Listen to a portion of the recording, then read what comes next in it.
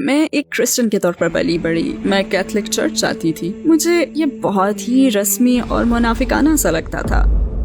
یہ مت کرو، یہ مت کرو، اور اتنی شدت سے زور دے کر یہ بات کہی جاتی جیسے وہ خود ہی خوف زدہ ہوں. اور مسئلہ یہ تھا کہ جب میں سوالات پوچھتی تو کبھی ان کا جواب ہی نہ ملتا. تو اسلام کے متعلق پہلے آپ کے خیالات کیسے تھے؟ ہم امریکیوں کو ایک بہت ہی بڑا جھوٹ پڑھایا گیا ہے کہ مسلمان کتنے برے ہوتے ہیں، اور ہمیں بس یہی نظر آتا ہے کہ کچھ لوگوں کی فوٹیج ہے جو سڑکوں پر اللہ اکبر کے نعرے لگا رہے ہیں اور بس لڑ رہے ہیں. پھر میں لاس اینجلس گئی. میں نے بہت سی سیلیبریٹیز کے ساتھ کام کیا، کانیے ویسٹ، اسنوپ ڈاگ، فیرل. میں بس ایک ڈریم لائف گزار رہی تھی. میرے پاس پیسہ تھا، میں گھومتی پھرتی تھی. لیکن جو ہی آپ انہیں پا لیں تو پھر سمجھ نہیں آتا کہ آپ کیا کریں. ہالی ووڈ میں کہوں گی کہ ایک بہت بہت زیادہ اندھیری جگہ ہے. اس کے ثبوت کے لیے کسی بھی چائلڈ ایکٹر سے پوچھیں کہ خودکشی کی شرح اتنی زیادہ کیوں ہے، کیوں یہ تمام سیلیبریٹیز ضرورت سے زیادہ ڈرگس لے رہی ہیں، اور آخر ان میں سے کوئی بھی خوش کیوں نہیں ہے. بس اب جیسے کوئی گمشدہ چیز تلاش کر رہے ہیں. مجھے کہیں سے قرآن کا ایک نسخہ مل گیا. میں اسے پڑھے بغیر نہیں رہ سکی، میں اسے خود سے دور نہیں کر سکی. مام، میرے پاس آپ کے لیے ایک نیوز ہے. کہنے لگی، او میرے خدا، تم مراکش اکیلی جا رہی ہو؟ میں مراکش میں اتری اور پھر وہاں سے میری زندگی ہی بدل گئی. جب آپ نے کلمہ پڑھا تو کیسا محسوس کیا؟ عربی میں وہ کلمہ پڑھنا انتہائی مشکل تھا، مگر دل سے پڑھنا انتہائی آسان تھا. تو آپ کا دل روشن ہو جاتا ہے اور آپ کہنے لگتے ہیں واقعی یہی بات ہے، اور پھر آپ اس کی طرف بڑھتے ہیں اور امید کے ساتھ اسے اپنا لیتے ہیں. السلام علیکم سسٹر جیمی براؤن، ہماری دعوت قبول کرنے کا بہت شکریہ. ٹورڈز ایٹرنیٹی میں اپنے ساتھ آپ کو دیکھ کر ہم بہت خوش ہیں. میرا پہلا سوال یہ ہے کہ جیمی براؤن کون ہے؟ کیا آپ اپنی زندگی کے بارے میں ہمیں مختصراً بتا سکتی ہیں؟ السلام علیکم. سب سے پہلے مجھے دعوت دینے کا شکریہ، میں اس پر بے حد شکر گزار ہوں. میرا نام جیمی براؤن ہے. میں امریکن ہوں اور یونائٹڈ اسٹیٹس میں پلی بڑھی. کرسچن کی حیثیت سے بلکہ بچپن سے ہی میں ہمیشہ مختلف ریلیجنز میں دلچسپی لیتی تھی. ان کا کیا مطلب ہے، یہ کسے مانتے ہیں، اور جب ذرا بڑی ہوئی تو چرچ سے میرا واسطہ پڑا. پھر میں لاس اینجلس گئی اور ہالی ووڈ میں کام کرتی رہی. جب مجھے کہیں سے قرآن کا ایک نسخہ ملا تو اس کی بعد سب کچھ تاریخ کا حصہ ہی بن گیا. کیا آپ ہمیں اپنی اس زندگی کے بارے میں بتا سکتی ہیں جب آپ ہالی ووڈ میں تھیں؟ آپ کیسی زندگی گزار رہی تھیں؟ آپ کا ہالی ووڈ کا سفر کیسے شروع ہوا؟ ہالی ووڈ جانے سے پہلے میں ایک سیلون میں بطور ہیئر سٹائلسٹ کام کر رہی تھی اور میں نے گرافک ڈیزائن بھی کیا تھا. دراصل میری والدہ ایک کمال کی گرافک آرٹسٹ ہیں. میں بس فل ٹائم ہیئر سٹائلسٹ تھی، اور پھر یہ سوچ کر میں کیلیفورنیا گئی کہ میں وہاں پہ ایک سیلون میں ہی کام کروں گی. مگر پھر فوراً ہی میں انٹرٹینمنٹ انڈسٹری میں چلی گئی. ہالی ووڈ میں ہمیشہ یہ بات کہی جاتی ہے کہ آپ کیا جانتے ہیں یہ اہم نہیں ہے، آپ کس سے جانتے ہیں یہ اہم ہے، اور یہ بالکل سچ ہے. وہاں میں اپنی زندگی کی سب سے حیران کن شخصیت سے ملی جس کا نام لیسا بیٹوی تھا. اس نے مجھے ایک دن دیکھا جس دن ہم ملے تھے. کہنے لگی، تمہیں نہیں پتا مگر میں تمہاری زندگی بدلنے والی ہوں. میں ہیئر سیلون سے پروڈکشن میں چلی گئی اور پھر میں نے خود کو ایک ٹی وی شو کے سیٹ پر پایا اور میں نے سوچا واو، میں یہ کر سکتی ہوں. یہ کرسی کے پیچھے کھڑے ہونے سے زیادہ پر لطف ہے. اور کئی لوگوں کے سٹینڈرڈز کے لحاظ سے میں یہ کہہ سکتی ہوں کہ میں ایک ڈریم لائف گزار رہی تھی. لیکن پھر جیسے جیسے چیزیں آگے بڑھیں میرے اندر اطمینان اور کامیابی کا احساس کم ہوتا گیا. میں بیورلی ہلز میں رہ رہی تھی، میں ایک شاندار جاب کر رہی تھی، میرے پاس پیسہ تھا، میں گھومتی پھرتی تھی، بہت بہت مزے کی زندگی گزار رہی تھی. پھر بالآخر میں نے سوچا یہ واقعی مزیدار زندگی تو ہے، مگر اوکے، اس کے علاوہ اور کیا ہے. جیسے آپ اپنے مقاصد پا لیتے ہیں نا، وہ مقاصد جنہیں آپ نے اپنے لیے گھڑ لیا ہوتا ہے، جو ہی آپ انہیں پا لیں تو پھر سمجھ نہیں آتا کہ آپ کیا کریں. بہت سے لوگ سوچتے ہیں کہ یہ چیزیں آپ کو بہت زیادہ خوش کرتی ہوں گی، مگر نہیں، بالکل ایسا بالکل نہیں ہے. یہ ایک زیادہ بڑے اسٹیج پر نارمل لائف ہوتی ہے. آپ کو فوراً ہی یہ احساس ہونے لگتا ہے کہ ان میں سے بہت سے لوگ خوش نہیں ہیں. ہالی ووڈ میں تو تقریباً ہر چیز ہی نکلی ہے. آپ کو یہ سیلیبریٹیز اپنے ان حویلی نما گھروں میں نظر آتی ہیں جنہیں ویڈیو شوٹس کے لیے کرائے پر لیا جاتا ہے. آپ انہیں شاندار کاریں چلاتے ہوئے دیکھتے ہیں، وہ بھی کرائے کی ہوتی ہیں. وہ ایک فلیٹ بیڈ ٹرک پر سیٹ تک پہنچتے ہیں. وہاں بہت سی حیرت انگیز چیزیں رونما ہوتی ہیں، مگر وہ ایک بہت بہت زیادہ اندھیری جگہ ہے. अस्सलाम वालेकुम भाइयों और बहनों, हमें एहसास हुआ है कि हमारे चैनल पर 80% नाजरीन बशमूल इस वीडियो के हमारे सब्सक्राइबर्स नहीं हैं। जैसा कि आप जानते हैं कि हम गैर मुनाफे बख्श तंजीम हैं और हमारी वीडियो पर इश्तहारात गैर फ़ाल हैं। टुवर्ड्स इटर्निटी सिर्फ एक यूट्यूब चैनल ही नहीं बल्कि एक मदरसा भी है। यहाँ हम खुद को और नौजवानों को इस्लामी तालीम से आरास्ता करते हैं। लिहाजा हमारे इस मुतालबे का वाहिद मकसद सच्चाई को फैलाना है। हो सकता है बज़ाहिर ये छोटा अमल लगे, लेकिन इंशाअल्लाह ये हमें लाखों लोगों तक पहुँचने में मदद करेगा। आइए अब लाइक और सब्सक्राइब बटन पर क्लिक करें और साथ मिलकर टुवर्ड्स इटर्निटी का सफर करें। आम तौर पर लोग समझते हैं कि हॉलीवुड के लोग एक शानदार और बहुत खुशबाश जिंदगी जीते हैं। हॉलीवुड का बैकग्राउंड रखने वाली खातून की हैसियत से क्या आप समझती हैं कि वाकई ऐसा है? नहीं, मेरा ख्याल है कि हॉलीवुड में गिनती के चंद लोग होंगे जो बहुत खुश हैं। हॉलीवुड बहुत बहुत ज़्यादा अंधेरी जगह है। आप जितना इसके मुतालिक जानते हैं उतना ही इससे आप दूर भागना चाहते हैं। मैं यही कहूँगी कि इसके सबूत के लिए किसी भी चाइल्ड एक्टर से आप पूछें कि खुदकुशी की शरह इतनी ज़्यादा क्यों है। आखिर क्यों ये तमाम सेलिब्रिटीज ज़रूरत से ज़्यादा ड्रग्स ले रही हैं? क्यों, अगर उनके पास दुनिया भर की दौलत है, शोहरत है, हर जगह का सफ़र कर सकते हैं, बड़े से घर में रहते हैं, अपनी फैमिली का ख्याल रखते हैं, जो कपड़े चाहते हैं वो खरीद लेते हैं, जहाँ जाना चाहते हैं चले जाते हैं, वो तमाम VIP चीजें जिसका हर कोई ख्वाब देखता है, अगर इनके पास ये सब कुछ है तो फिर इनमें से कोई भी खुश क्यों नहीं है? इनमें से किसी को भी इत्मीनान क्यों मुयस्सर नहीं है? मुझे यकीन है कुछ जरूर होंगे, मैं ये नहीं कहती कि कोई भी खुश नहीं है, मगर इनमें से अक्सर लोगों का यही हाल है। ये बहुत सौ के लिए एक झूठा वादा है। हॉलीवुड में आप ये ख्वाब लेकर आते हैं कि यहाँ चमक दमक और ग्लैमर, शोहरत और दौलत की जिंदगी मिलेगी, मगर ऐसा कुछ नहीं है। ये सब कुछ नहीं होता। वो सब जैसे कोई गुमशुदा चीज तलाश कर रहे हैं। अच्छा, इस्लाम से पहले ईमानी लिहाज से आपकी जिंदगी कैसी थी? आपका किस पर ईमान था? मेरा हमेशा से खुदा पर ईमान था। मैं एक क्रिश्चियन के तौर पर पली पड़ी।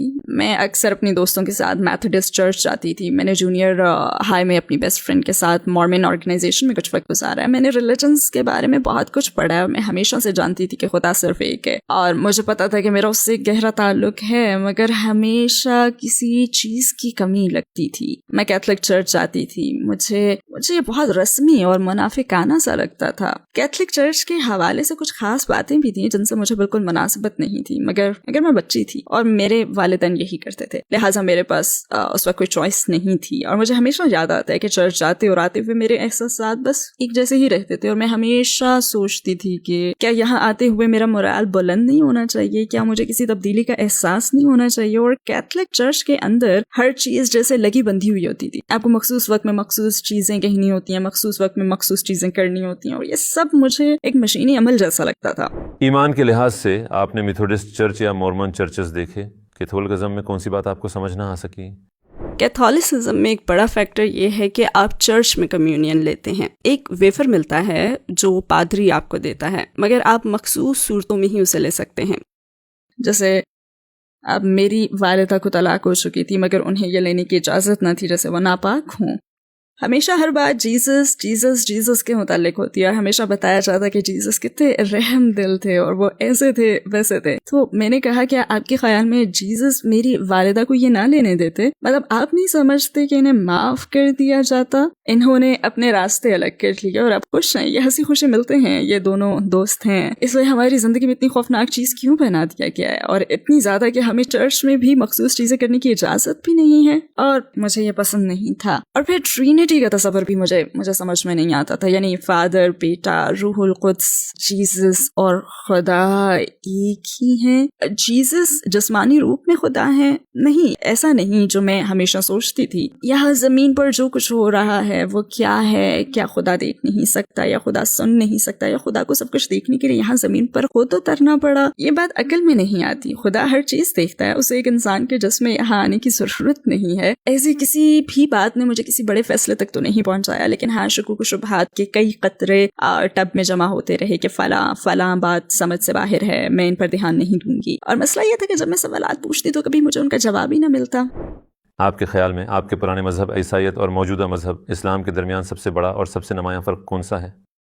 मेरे नज़दीक सबसे बड़ा फ़र्क जीसस के पैगंबर होने और जीसस के ट्रिनिटी का हिस्सा होने के बीच है, क्योंकि मेरा मानना है कि खुदा एक है। मैंने कभी फादर, बेटा और रूहुल कुद्स के बारे में नहीं सोचा, क्योंकि एक जमा एक बराबर एक नहीं होते।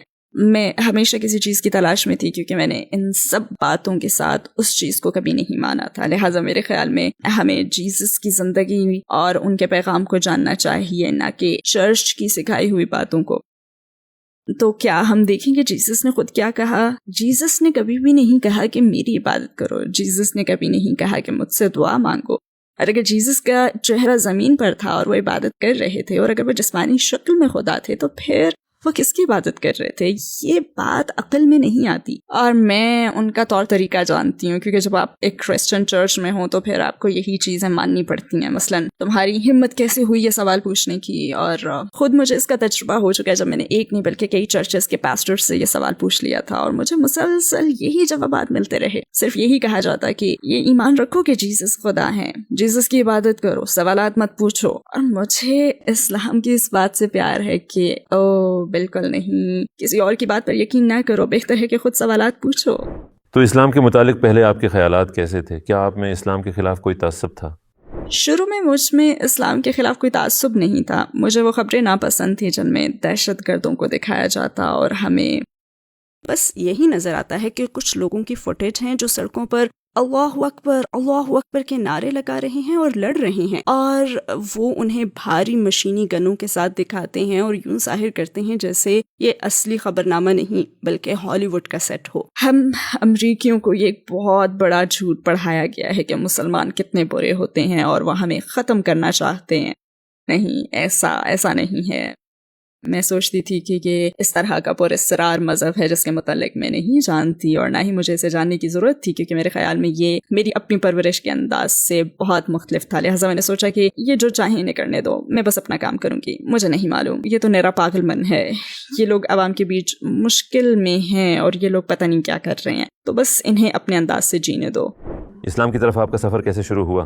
میں ایک شو پر کام کر رہی تھی، اور میرا کالیگ جس کے ساتھ میں کام کر رہی تھی وہ ہر جمعے کو کچھ گھنٹوں کے لیے غائب ہو جاتا تھا اور وہاں سے چلا جاتا تھا. اور میں ہمیشہ اس سے پوچھتی کہ تم کہاں جا رہے ہو، تم ہمیشہ غائب کیوں ہو جاتے ہو؟ میں کہتی مجھے پتا ہے کہ تم لنچ تو نہیں کرتے، تو تم کہاں جاتے ہو؟ تب اس نے مجھے بتایا کہ میں مسلمان ہوں اور جمعہ کو ہم جا کر عبادت کرتے ہیں. پھر میں نے اس سے کہا اچھا تم میرے ساتھ ایک بار چرچ کیوں نہیں چلتے، دیکھو تمہیں کیسا لگتا ہے. اس نے کہا بالکل بھی نہیں تھینک یو، مگر مجھے اس میں بالکل بھی دلچسپی نہیں ہے.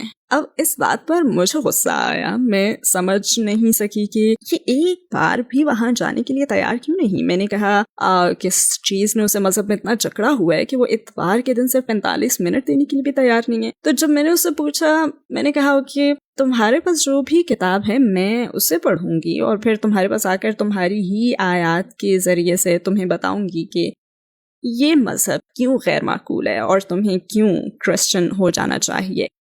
امید ہے پھر تم بچ جاؤ گے اور جیسس کے ہو جاؤ گے. تو اس نے کہا بالکل میں تمہیں کتاب دوں گا. میں نے پھر اسے پڑھنا شروع کیا اور سوچنے لگی کہ ایک سیکنڈ ٹھہرو، یہ باتیں تو معقول لگتی ہیں، اوکے ذرا ٹھہرو. اور پھر مجھ میں کافی دلچسپی پیدا ہو گئی. میں نے پڑھنا شروع کیا اور میں بس پڑھتی چلی گئی. میں اسے اس صلاحیت قبول کروانے میں ناکام رہی، لیکن میں خود کو مسلمان بنانے میں انتہائی کامیاب ہو گئی. میں نے نہیں سوچا تھا کہ ایسا ہوگا، مگر الحمدللہ یہ بہترین نتیجہ نکلا. یہ چیز مجھے انتہائی اچھی لگی کہ اس کا ایک ہی نسخہ ہے، 100 یا اس سے بھی زیادہ نہیں.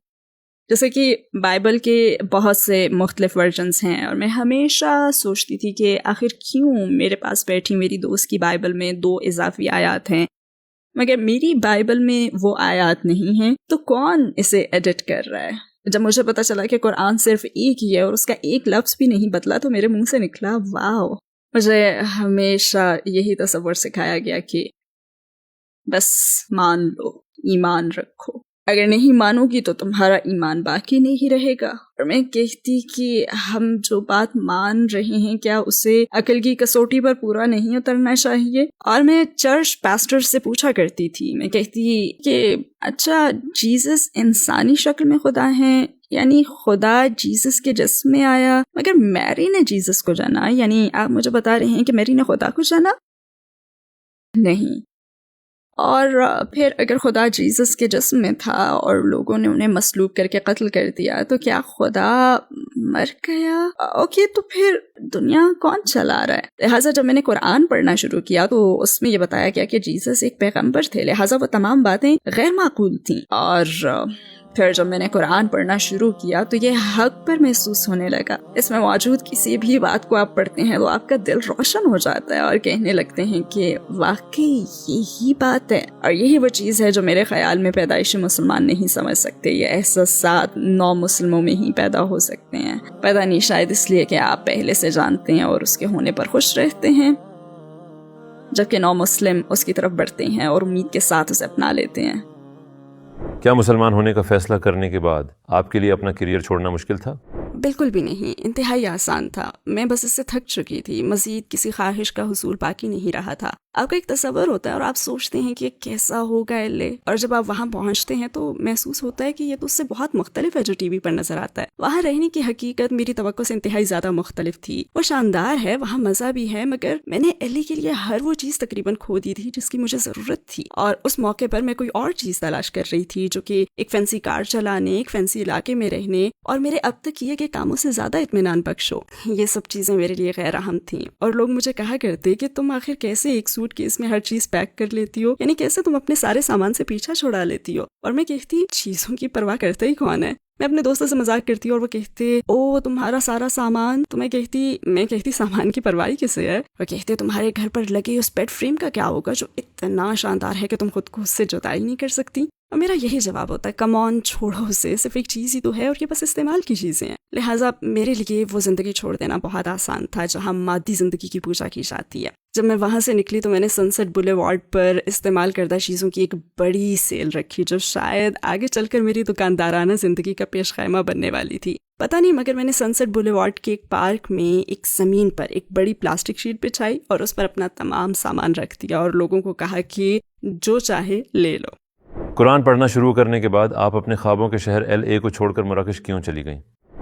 میرے لاس اینجلس چھوڑنے کی وجہ یہ تھی کہ مجھے معلوم تھا کہ میں آفیشلی کلمہ پڑھنے والی ہوں. مجھے معلوم تھا کہ جن لوگوں کے ساتھ میں نے وقت گزارا ہے، میں جس لائف سٹائل میں جی رہی تھی، میں جس شعبے میں کام کر رہی تھی، میں اس جگہ خود کو بہت تنہا محسوس کرنے لگی، جو کہ پہلے میرے خوابوں کی جگہ تھی. شاید آپ سمجھ سکتے ہو. ایل اے واقعی میرے خوابوں کا شہر تھا اور مجھے اس کی ہر بات ہی پسند تھی. مگر جیسے ہی مجھے اسلام کی روشنی ملی، وہ تمام چیزیں جن سے مجھے محبت تھی، میں اب ذرا بھی ان کا حصہ نہیں رہنا چاہتی تھی. لہٰذا میں جانتی تھی کہ یہ نہیں ہو سکتا کہ میں ایک دن اپنے دوستوں کو کال کروں اور کہوں کہ میں مسلمان ہونے والی ہوں، میں اب حجاب پہنوں گی. لہٰذا شاید اب ہم کبھی ساتھ وقت بھی نہ گزار سکے، کیونکہ جن جگہوں پر تم گزارنا چاہتے ہو میں وہاں نہیں جانا چاہتی، اور اسی طرح کی چیزیں.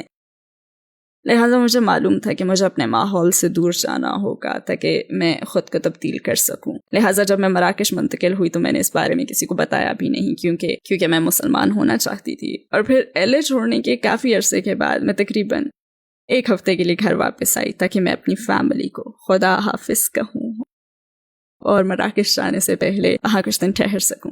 لہٰذا میں نے یہ کیا، مگر میں اپنی فیملی کو اس بارے میں کچھ بتانا نہیں چاہتی تھی، کیونکہ میں اسلام کے متعلق ان کی کوئی ایسی رائے نہیں سننا چاہتی تھی جو مجھے متاثر کرے یا مجھے پھر شک میں مبتلا کرے یا مجھے سوچنے پر مجبور کرے کہ ارے تم دوسرے بر اعظم میں اکیلی رہنے جا رہی ہو، اگر کوئی مسئلہ ہوا تو، اور تمہیں ان کی زبانیں بھی نہیں آتی، نہ ہی تمہاری وہاں پہ کوئی جاب پکی ہے، تمہارا وہاں کوئی گھر نہیں ہے، تم ہوش میں تو ہو. تو میں نہیں چاہتی تھی کہ وہ میرے حوصلے کو توڑیں. لہٰذا میں نے انہیں کچھ بھی نہیں بتایا. اور جب میں نے کلمہ پڑھ لیا تو تقریباً 1 سال تک میں نے اپنی فیملی کو بھی کچھ نہیں بتایا. جب آپ مراکش جا رہی تھیں تو آپ نے اپنے والدین اور فیملی کو کیا کہا کہ آپ کس وجہ سے وہاں جا رہی ہیں؟ کیا آپ نے انہیں بتایا؟ جب انہوں نے مجھ سے پوچھا کہ مراکش کیوں منتقل ہو رہی ہو تو میرا جواب تھا کہ آخر کیوں نہیں. میں ایک بہادر اور بے باک لڑکی ہوں، میں چیلنج سے نہیں گھبراتی، میں فوراً فیصلے کرتی ہوں. آپ مجھے ایک خطرناک آئیڈیا دے کر کہیں کہ سنو کیا تم یہ کرنا چاہو گی، تو میں یہی کہوں گی کہ ہاں میں ذرا اپنا کوٹ لے کر آؤں پھر چلتے ہیں. یعنی میں اس قسم کی لڑکی ہوں. تو میں نے انہیں لاس اینجلس سے کال کی. میں نے کہا اوکے مام، میرے پاس آپ کے لیے ایک نیوز ہے، میں ایل اے چھوڑ رہی ہوں. تو کہنے لگی اوہ تو تم آخر کار گھر واپس آ رہی ہو؟ میں نے کہا نہیں، 2 مہینوں میں افریقہ منتقل ہو رہی ہوں. تو کہنے لگی او میرے خدا. जेमी तुम सिवाय मुझे शौक देने के और कुछ नहीं करती। कहने लगी कि तुम मराकेश अकेली जा रही हो, तुम वहाँ क्या करोगी। मैंने कहा पता नहीं, शायद वहाँ जाकर मुझे कुछ मिल जाए। तो जब मैं ये बातें सोचती हूँ तो मैं कहती हूँ कि अस्तगफिरुल्लाह, मैंने हमेशा अपनी क्रेजी हरकतों से उन्हें परेशान किए रखा है, मगर उन्होंने मेरे कुछ फैसलों से मुत्तफिक ना होकर भी मुझे वाकई बहुत सपोर्ट किया है। फिर क्या हुआ? आप कुरान से बहुत ज़्यादा मुतासिर हुए, तो इस्लाम कबूल करने की जानिब आपने अगले कदम कैसे उठाए? जब मुझे कुरान का वो नुस्खा मिल गया तो मैं उसे पढ़े बगैर नहीं रह सकी। मैं उसे खुद से बस दूर भी नहीं कर सकी। मैं उसे रोज़ाना और पूरा पूरा दिन पढ़ती रहती। लोग हमेशा मुझसे पूछते हैं कि मराकेश क्यों, मैंने हिजरत के लिए मराकेश का इंतखाब क्यों किया, तो मैं कहती हूँ पता नहीं, कोई आइडिया नहीं है, क्योंकि मैं कुरान पढ़ती थी और जब भी मैं उसे पढ़ती तो मुझ में इसकी सरगोशी होने लगी। मैं हमेशा किताब को बंद करती और फिर मराकेश के बारे में सोचने लगती। और पहले मैंने इसकी किसी चीज़ के मुतालिक नहीं सोचा था। मैं सोचती कि ओह अच्छा, ओके, कूल, और बस फिर ये सरगोशी और ज़्यादा वाज़े और तेज़ से तेज़ तर होती चली गई। मैं किसी भी चीज़ से खौफज़दा नहीं थी, लिहाजा मैंने कहा कि अगर मैं अकेली एल मुंतकिल हो सकती हूँ तो मैं फिर अकेली अफ्रीका भी रहने जा सकती हूँ। लिहाजा मैंने हर चीज़ पैक की, एक सूटकेस लिया और अगादीर मराकेश जाने का फ़ैसला कर लिया। मैं ऐसा इसलिए कर रही थी क्योंकि मैं एक मुसलमान मुल्क में कलमा पढ़ना चाहती थी। और 15 दिसंबर 2010 को मैं मराकेश में उतरी और फिर वहाँ से मेरी ज़िंदगी बदल गई। क्या आप हमें तफसील से बता सकती हैं कि जब आपने कलमा पढ़ा तो कैसा महसूस किया? वो न्यू ईयर्स ईव 2010 था और मैं कासाब्लांका में हसन टू मस्जिद में गई। ये साहिल समंदर पर बनी एक बहुत बड़ी मस्जिद है। मैं उसके पिछले हिस्से में गई। उन्होंने मुझसे तमाम सवालात पूछे, जैसे कि क्या तुम्हें कोई मजबूर कर रहा है, क्या तुम खुद तैयार हो, अपने फैसले पर कायम हो। मैंने कहा हाँ। उन्होंने मुझे कुछ हिदायत दी। जाहिर है कैमरे से मेरी फिल्म बनाई गई, बड़ी बड़ी लाइट्स मेरे चेहरे पर पड़ रही थी। मैं एक पत्ते की तरह लरस रही थी और मैं बहुत ज्यादा नर्वस थी। जाहिर है मुझे अरबी नहीं आती थी, लिहाजा मैंने दरवाजा खोला और कैमरे की लाइट से मेरी आंखें चंधिया रही थी। मैंने बाहर देखा तो मुझे सिर्फ लोगों का एक बहुत बड़ा हजूम नजर आया और वो सब मुझे घूर रहे थे। लिहाजा सब ने मुझे और भी नर्वस कर दिया। उनके पास एक छोटा सा माइक था और वो मुझे पूरा तरीका समझा रहे थे। जैसे ही मैंने कलमा पढ़ा तो मेरे कानों में अल्लाहु अकबर के नारे गूंजने लगे और मैं सोचने लगी कि क्या ये नारे मेरे लिए लगा रहे हैं, उन्हें मेरी इतनी परवाह क्यों है। मतलब मैं ना समझ सकी कि उन सबको इतनी परवाह क्यों थी और ये सब इतने एक्साइटेड क्यों थे। यहाँ तो कोई भी नहीं जानता कि मैं कौन हूँ, फिर भी ये मामला उनके लिए इतना अहम क्यों है। अरबी में वो कलमा पढ़ना इंतहाई मुश्किल था, मगर दिल से पढ़ना इंतहाई आसान था। और फिर दरवाज़ा बंद हो गया। मैंने 1 मिनट लिया क्योंकि वो मुझे नमाज़ पढ़ने का कह रहे थे और वो कहने लगे क्योंकि आप तरीका सीखने के लिए ही पढ़ लो, मगर मुझे नमाज़ पढ़नी आती नहीं थी। और फिर मुझे ऐसा महसूस हुआ जैसे मैं कोई नकली चीज़ हूँ, क्योंकि मुझे मालूम नहीं था कि मैं क्या कर रही हूँ। और वो बहुत ज़्यादा जज्बाती हो रहे थे। ये उनके लिए बहुत बड़ा वाक़या था। मैं सोचने लगी कि बस खड़ा होना है और ख़त्म, ज़मीन पर सर झुका के खड़ा होना है। पता नहीं, अब मुझे नहीं मालूम था कि मैं नमाज कैसे पढ़ूं, लिहाजा मैंने फ़ौरन ही खुद को नाकिस महसूस किया। फिर मैं सोचने लगी कि ओके, मैं मुसलमान हूँ और फिर ये सारे मुसलमान नमाज पढ़ रहे हैं और मैं अभी बिल्कुल नई हूँ, जैसे नहीं पता कि क्या करना है। तो कोई बात नहीं, तो मैंने अपने तौर पर नमाज पढ़ी। कुछ पता नहीं था कि मैं क्या कर रही हूँ, मगर थोड़ी देर पहले जो कुछ मैंने किया था उस पर अभी तक शौक की हालत में ही थी। ये सब गैर हकीकी सा महसूस हुआ था। और फिर उसके बाद कलमा पढ़ने के कुछ ही हफ्तों के बाद मुझ में जज्बात का एक तूफान बर्पा हो गया और मैंने खुद को एक बिल्कुल मुख्तलिफ शख्स महसूस किया। मुझ में दीन के लिए एक इंतहाई ज़्यादा प्यास पैदा हो गई थी। क्या आपका वास्ता किसी हिजाबी खातून से हुआ था और उस वक्त आपके जहन में क्या ख्यालात आए थे? मैं अपनी दोस्त की अम्मी से मिली थी जो कि मुसलमान थी। वो लॉस एंजलिस विजिट पर आई थी जहाँ मेरी उनसे मुलाकात हुई और हमने वेनिस बीच पर एक बोर्ड वॉक की थी। उन्होंने लंबी आस्तीनों वाला अबाया और हिजाब पहना हुआ था और जाहिर है कि उनसे मामूल के सवालात ही कर रही थी कि क्या आपको गर्मी नहीं लगती, आपको इसमें गर्मी नहीं लगती, क्या आप हर वक्त इसे पहने रखती हैं, मतलब जब आप स्विमिंग वगैरह के लिए जाना चाहें तो फिर क्या करेंगी। और मैं उनसे इसी किस्म के ढेरों सवालात कर रही थी। वो अपने ईमान में बहुत ज़्यादा मजबूत थी। मैं इस पर ज़्यादा बात नहीं कर सकती, मैं इमोशनल हो जाती हूँ। वो अपने ईमान में बहुत मजबूत थी, जिससे मुझे इस दीन पर गहराई से गौर करने की इंस्पिरेशन मिली। मसलन ये इतनी गर्मी में खुद को टॉर्चर क्यों कर रही हैं, کیوں آخر کیسے یہ اتنی پکی اور پرعزم کیسے ہیں کہ اپنی کلائیاں تک دکھانے کے لیے تیار نہیں ہیں. میں واقعی میں بہت زیادہ انسپائرڈ تھی. اپنے آنسو کو روکنا بہت مشکل ہوتا ہے کیونکہ میں اس بارے میں بہت ایموشنل ہو جاتی ہوں. اور میں نے اپنی بیٹی کا نام بھی ان کے نام پر رکھا ہے، لہٰذا وہ واقعی ایک مسلمان کے طور پر میرا پہلا امپریشن تھی اور ایک مسلمان عورت کا بہترین نمونہ تھی وہ. آپ نے حجاب پہننا کیسے شروع کیا؟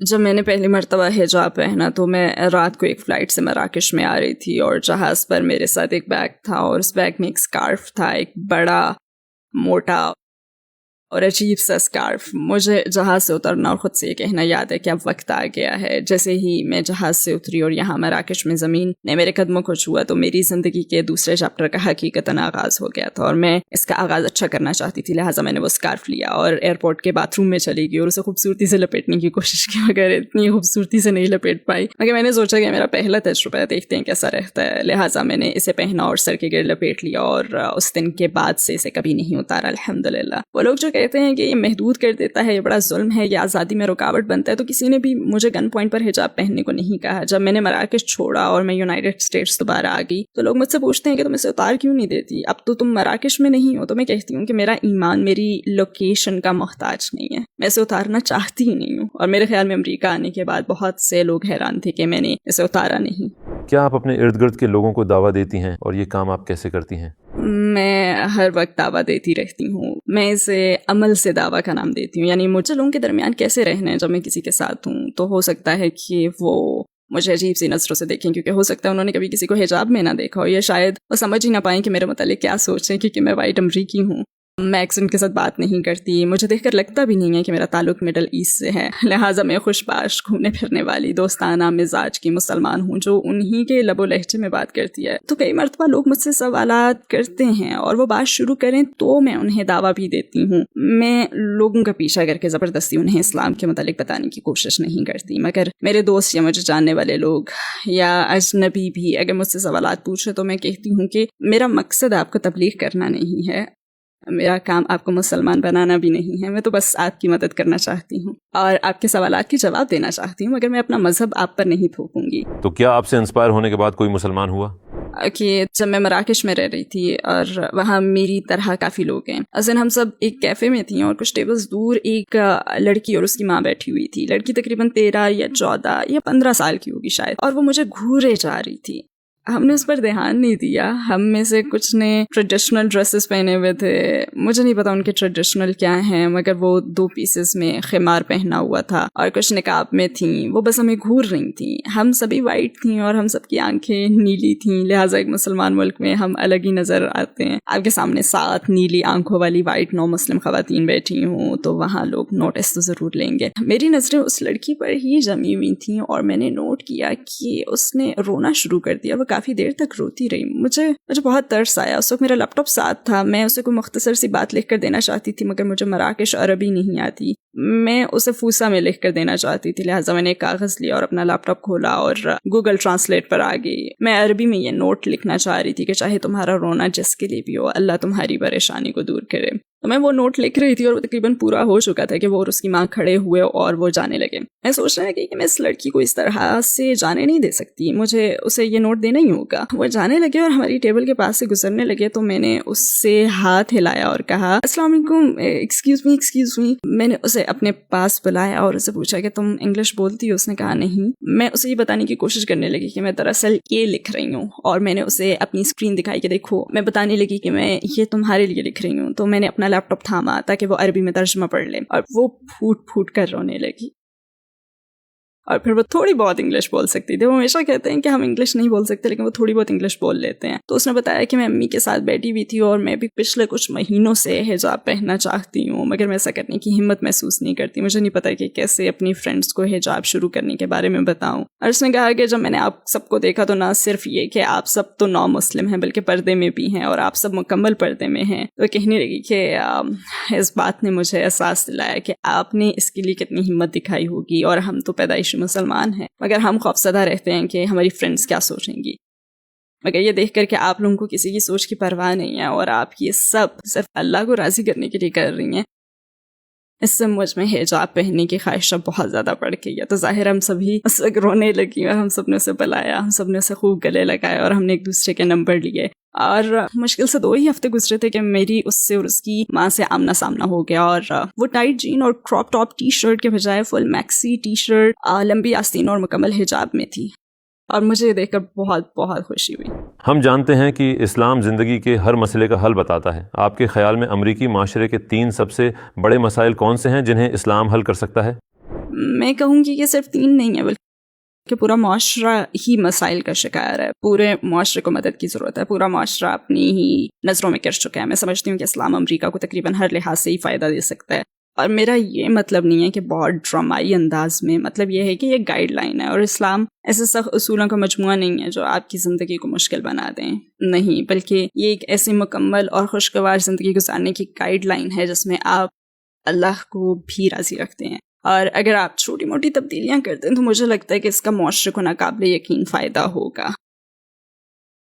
مگر میں کسی جگہ کسی شعبے کی نشاندہی نہیں کر سکتی کہ اسلام اسے ٹھیک کر دے گا, کیونکہ حقیقت میں اسلام تو ہر چیز کو ہی ٹھیک کر دے گا. اگر آپ کو دنیا کے تمام غیر مسلموں سے بات کرنے کا موقع ملے, اگر آپ ان سے خطاب کر سکیں تو آپ انہیں کیا کہنا چاہیں گی؟ میڈیا آپ سے جو کچھ کہتا ہے وہ نہ سنیں, خود اپنی ریسرچ کریں, کسی مسلمان سے بات کریں. آپ جاننا چاہتے ہیں کہ مسجد کے اندر کیا ہوتا ہے تو خود کسی سے ملیں, اندر جائیں. صرف میڈیا پر دیکھ کر اسلامی مسلمانوں کے متعلق کوئی رائے قائم نہ کریں, بلکہ خود تجربہ کر کے رائے قائم کریں, کیونکہ جو کچھ آپ کو دکھایا گیا ہے وہ اس سے بالکل مختلف ہوگا. غزہ میں جو کچھ ہو رہا ہے اسے دیکھنے کے بعد بہت سے غیر مسلم امریکہ سے بھی اسلام میں کافی دلچسپی لے رہے ہیں. تو آپ امریکہ میں اسلام کا کیا مستقبل دیکھتی ہیں؟ میں یقین سے کچھ کہہ نہیں سکتی کیونکہ مستقبل کا حال مجھے نہیں معلوم, مگر اتنا جانتی ہوں کہ 9/11 کے بعد نتیجتاً بہت بڑی تعداد میں لوگوں نے اسلام قبول کیا. تو میرے خیال میں یہ صورتحال کہیں زیادہ مختلف ہے, کیونکہ جب ہم 9/11 کو دیکھے تو ہمیں بتایا گیا کہ اس میں دہشت گردوں کا ہاتھ ہے, حالانکہ ایسا نہیں تھا. ہمیں بتایا گیا کہ یہ دہشت گرد ہمارے ملک پر حملہ کر رہے تھے, اور ہمارے اپنے ہی گھر میں حملہ کیے جانے کے باوجود اس کے نتیجے میں کئی غیر مسلم اسلام قبول کر رہے تھے. اب آپ ایسے واقعات دیکھ رہے ہیں جو دنیا کے دوسرے حصے میں ہو رہے ہیں, اور جس طرح سے وہ غزہ میں سب کچھ ہوتا دیکھ رہے ہیں ان کے دل ٹوٹ رہے ہیں. تو اگر براہ راست امریکہ کو نقصان پہنچانے والے ایک واقعے سے اتنے لوگ مسلمان ہو سکتے ہیں, تو پھر سوچیں کہ ایسی صورتحال دیکھ کر کتنے لوگ مسلمان ہوں گے کہ جب ہم پر حملہ نہیں کیا گیا بلکہ ہم سے برائی کو ہوتا ہوا دیکھ رہے ہیں. اور میرے خیال میں بہت سے لوگ پکا ایمان, فلسطینیوں کا پکا ایمان دیکھ چکے ہیں.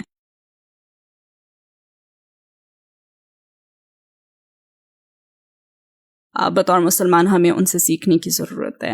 آپ ان لوگوں کو دیکھتے ہیں جو واقعی ناقابل تصور المیہ سے گزر رہے ہیں, اور ہمیں اس کا تصور کرنے کی بھی ضرورت نہیں, کیونکہ ہم یہ سب براہ راست دیکھ رہے ہیں.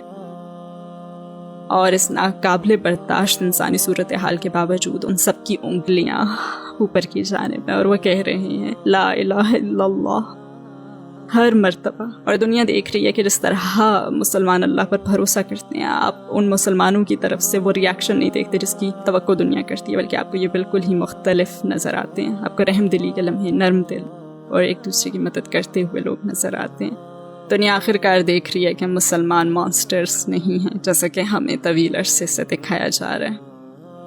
ہم موویز کے وہ کیریکٹرز نہیں ہیں جن کے سروں کے گرد پگڑیاں لپٹی ہوئی ہیں اور ہر طرف بندوقیں. مسلمان ایسا نہیں ہے. مسلمان تو وہ ہے جسے الاقصی میں قتل کیا جا رہا ہے. مسلمان تو وہ ہے جو اپنی بیوی اور اپنے 11 بچے دفنا رہا ہے اور پھر بھی کہہ رہا ہے الحمدللہ الحمدللہ, اور پھر بھی مضبوط ہے. لہذا دنیا دیکھ رہی ہے کہ مسلمان نرم دل ایمان والے لوگوں کا ایک گروپ ہے جو یہ جانتے ہیں کہ پورا معاشرہ مل کر ایک بچے کی پرورش کرتا ہے. اور جب ہم دیکھتے ہیں کہ وہ تمام بچے جن کی اب فیملی باقی نہیں رہی, تو یہ ڈاکٹرز کیسے ان کی دیکھ بھال کر رہے ہیں جیسے یہ ان کی اپنی ہی بچے ہوں. اور ہم اسلام کا یہ چہرہ دیکھ رہے ہیں جسے جھٹلایا نہیں جا سکتا. آپ ایک مسلمان سے سب کچھ چھین سکتے ہیں مگر آپ ہمارا ایمان نہیں چھین سکتے. اللہ آپ کو انشاءاللہ اپنی جنت عطا فرمائے, اور آپ کی کاوشوں کا اسلام کی سفیر بننے کا بہت شکریہ.